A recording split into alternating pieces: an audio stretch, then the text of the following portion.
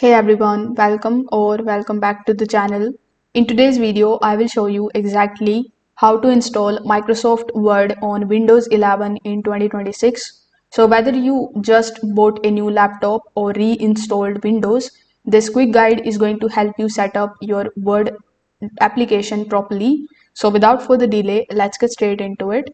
First of all, you need to launch your Microsoft Store over here. First of all, you need to log in with the help of your Microsoft ID here. Otherwise, you won't be able to download and install the applications here. Now you just have to use the search bar here on the top and simply type Microsoft Store here on the search bar. Now, once you do this, you are going to see the Windows 11 with Microsoft Word over here. You can also directly look for MS Word, let's say, and then when you hit enter, you are going to see Microsoft Word application available here.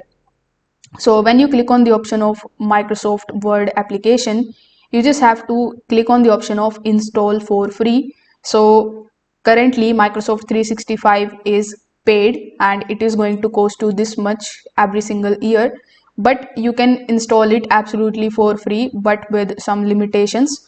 So simply select the option of install for free, then you just have to install the setup here in your device or wait for some time until the installation is completed.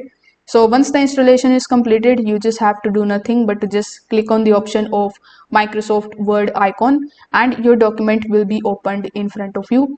You can also download it instead of Microsoft Store. You can just simply download it from the official website of Microsoft.com. So that way too, you can just simply download and install it. Now, it may not open it automatically when you click on the option of the Microsoft Word icon. So you may need to sign in your account first and then it is going to give you the access. So if this video helped you out, make sure that you like this video and subscribe to the channel. Thanks for watching.